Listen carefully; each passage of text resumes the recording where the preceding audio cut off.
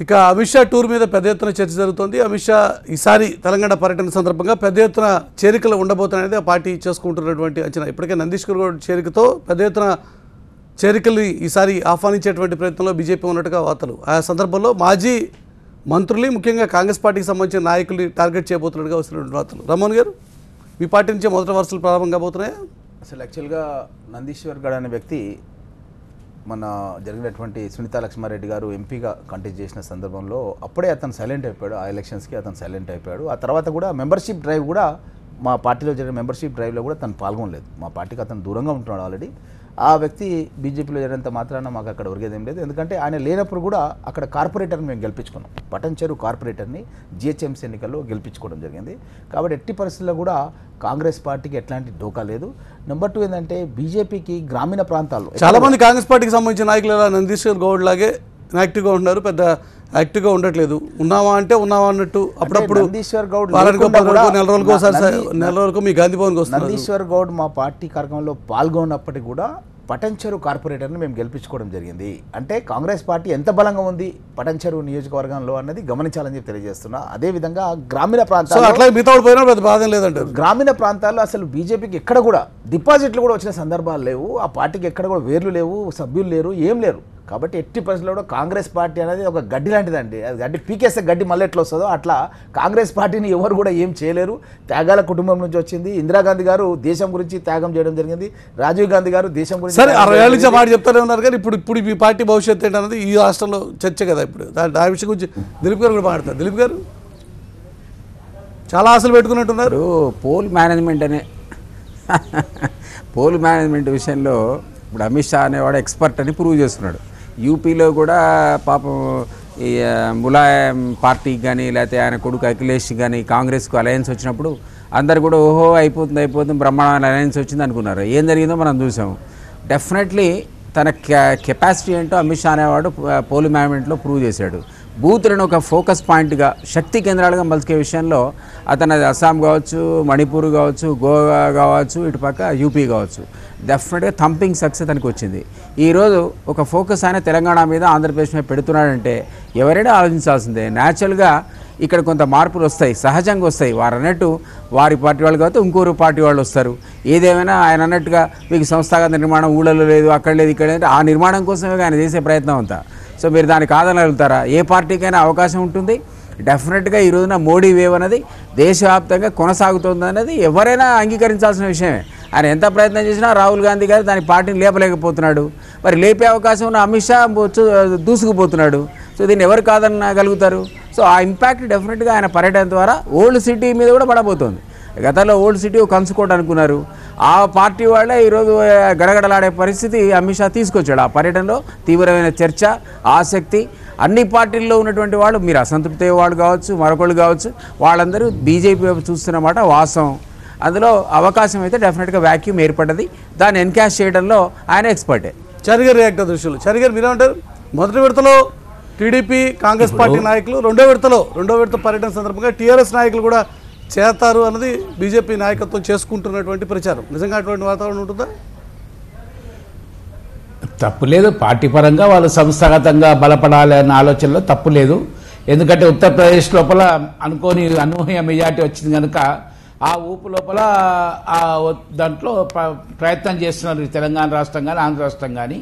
కానీ ఇదే అమిత్ షా గారు గతంలో వెస్ట్ బెంగాల్ కానీ, బీహార్ కానీ, ఢిల్లీ కానీ చాలాసార్లు ఇప్పుడు ఏ విధంగా యూపీలో పర్యటించాడో ఆ విధంగా పర్యటించిన విషయం కూడా మనం మర్చిపోవద్దు.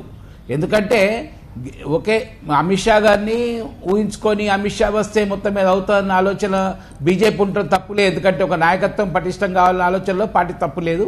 కాకపోతే తెలంగాణ ప్రాంతానికి వచ్చినప్పుడు మాత్రం ఈరోజు అమిత్ షా వచ్చినా ఇంకెవరు వచ్చినా కూడా ఇటువంటి పరిస్థితి ఉండదు. ఇంకా తెలంగాణలో ఉద్యమం బాటలో వచ్చిన ప్రాంతం ఇది. ఈరోజు సెంటిమెంట్తో ఉన్న ప్రాంతం కనుక ఆటోమేటిక్గా తెలంగాణ రాష్ట్రం కోసం కొట్టానోళ్ళకే ప్రజలు ఎప్పుడు తీర్పిస్తారు తప్ప ఏదో ఈరోజు ఒక తెలంగాణ రాష్ట్రం కావడానికి, తెలంగాణ రాష్ట్రం నిజం కావడానికి బీజేపీ పాత్ర కూడా చాలా ఉంది కదా చారి గారు. కాంగ్రెస్ పార్టీ బీజేపీ సపోర్ట్ చేస్తేనే అన్న విషయం అయితే మర్చిపోకూడదు కదా. తప్పకుండా. ఎందుకంటే అటు కాంగ్రెస్ సపోర్ట్ చేస్తా, బీజేపీ సపోర్ట్ చేస్తట్టు చేసింది కూడా టీఆర్ఎస్ పార్టీ కదా. 400 ఎంపీలు చేసుకొని మీ పార్టీ నుంచి రెండో విడత అమిత్ షా పర్యటనలో చేరేటువంటి వాతావరణం ఉంటుందా? అసలు అటువంటి వాతావరణం ఉందా మీ పార్టీలో? అటువంటి ఆలోచన, అటువంటి ఊహలు ఎవరికి లేవు. వాళ్ళు ఒకటి బీజేపీ నాయకత్వం పటిష్టం చేసుకొని ఉన్న సీట్లు కాపాడుకుంటే గొప్ప అని మేము అనుకుంటున్నాం. ఏదేమైనప్పటికీ కూడా పార్టీ పరంగా స్థానికంగా బలపడటం తప్పులేదు. స్థానికంగా ఉన్న సీట్లు పదిలిపరుచుకుంటే చాలు, తప్పులేదు. కానీ తెలంగాణ రాష్ట్రాల దిలీప్ గారు మీరే చెప్పాల్సిన పరిస్థితి ఉండదు. ఉన్న సీట్లు పదిలిపరుచుకుంటే చాలు, మీకున్న 5 సీట్లు ఒకటి. ఇప్పుడు చారి గారు పాపం మాట ఏమన్నాడంటే ఉద్యమ పార్టీకే తెలంగాణ ప్రజలు పట్టం కడతారు, ఉద్యమం మీద విశ్వాసం ఇంకా ఉంది అంటే అసలు ఉద్యమంలో పనిచేసిన వాడికి మీరు ఇచ్చిన మంత్రి పదవులన్నీ అసలు ఆ ఉద్యమాన్ని వ్యతిరేకించిన వాడికి కూడా మంత్రి పదవులు ఇచ్చి గౌరవిస్తారు. గతంలో ఉన్నటువంటి ఉద్యమ స్ఫూర్తి మీ పార్టీలో ఉందా? అసలు మీ పార్టీలో వాళ్ళే చాలా తీవ్రమైన అసంతృప్తితో ఉన్నారని చర్చ జరుగుతుంది. అందుకనే మురళి గారు మీరు కూడా టీఆర్ఎస్ వాళ్ళు కూడా బయటకు వచ్చే అవకాశం ఉంది, ప్రమాదం ఉందని హెచ్చరిస్తున్నారు. అది నిజమా కాదా? చారి గారిని మనస్ఫూర్తిగా చెప్పానండి, ఉద్యమాన్ని వ్యతిరేకించిన వాడు సమైక్యవాది. ఇది రామాట కాదు, చేసుకుంటున్న క్లైమ్ అది. వస్తారా టీఆర్ఎస్ మీరే అన్నారు. మీరు ఒకటండి, మీరు మాట అన్నారు బీజేపీ సహకారం లేకుండా తెలంగాణ రాలేదు. మీకు తెలుసు రాజ్యసభలో జరిగింది. ఇప్పుడు వేణుగోపాలాచారి గారు చెప్పాలి, ఉద్యమ ద్రోహులను మీరు గౌరవిస్తే, ఉద్యమకారులు వ్యతిరేకిస్తే ప్రజలు హర్షిస్తారా? మీకు గతంలో ఉన్న వాల్యూ ఈరోజు ప్రజల్లో ఉందా? మీ క్రెడిబిలిటీ మీద క్వశ్చన్ మార్క్స్ వచ్చినాయా లేదా? ఇవన్నీ కూడా ఒక రా మెటీరియల్ కాదా రేపు పొద్దున వేరే పార్టీల వైపు జనం మీది పార్టీ లీడర్ బయటికి పోవడానికి? రమణ్ గారు కూడా అవకాశాన్ని కొట్లాడిన వాళ్ళని గౌరవించాలి, ఉద్యమం కొరకు ఉన్నాను కొట్లాడాలి, ఉద్యమం కొరకు ఉన్నాను గౌరవించాలి. ఉద్యమం తర్వాత కూడా బంగారు తెలంగాణలో భాగస్వామ్యం కావాలని గౌరవించాలి. ఆ విధంగానే ఇది అందరినీ కలుపుకొని ఈరోజు పోతున్నది. కనుకనే మొన్న వరంగల్ నుంచి దయాకర్ గారు కానీ, నిన్న శ్రీధర్ గారు కానీ, అంటే నామినేట్ పోస్టర్ కానీ, ప్రభుత్వ పరం కానీ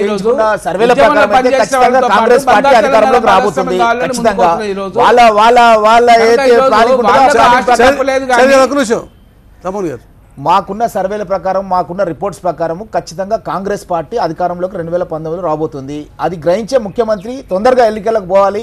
ఎన్నికలకు ముందు ఇచ్చిన హామీలు నెరవేర్చే పరిస్థితి ఎట్లాగూ లేదు. ఏదో మనం కొన్ని తాయిలాలు గొర్రెలు ఇస్తాం, మేకలు ఇస్తామని చెప్తున్నాడు. నేను ఉన్నతాధికారులతో మాట్లాడినాను, అసలు పక్క రాష్ట్రాల్లో ఎక్కడ కూడా గొర్రెలు మేకలు అంతగానం లేనే లేవు. అంటే అమలుకు ఆచరణకు సాధ్యంగా హామీలు. ఎట్లయితే దళితులకు 3 ఎకరాల భూమి ఇస్తానో అది ఇయ్యలేదు, 2 bedroom హౌసెస్ కట్టిస్తానో ఇయ్యలేదు. ఏమనంటే ఏమంటాడు, దానికి కాంట్రాక్టర్లు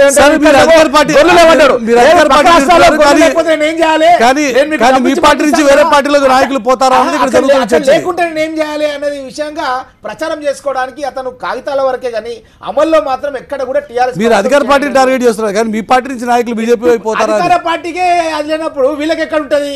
ఎందుకంటే ఈ రోజు మెయిన్ ప్రతిపక్షంగా కాంగ్రెస్ పార్టీ ఉంది. సోనియా గాంధీ గారి నాయకత్వంలో తెలంగాణ రాష్ట్రాన్ని ఇచ్చినాము. మా పార్టీ మూలంగానే ఈ రోజు ఇంత పెద్ద ఎత్తున ప్రాజెక్టులు హైదరాబాద్ చుట్టుముట్టు ఎక్కడ చూసినా సరే, మీరు అవుటర్ రింగ్ రోడ్ చూడండి, ఇంటర్నేషనల్ ఎయిర్పోర్ట్ చూడండి, డిఫెన్స్ ఇంకా ప్రారంభం మాత్రమే. నిజంగా అమిత్ షా టూర్ కేవలం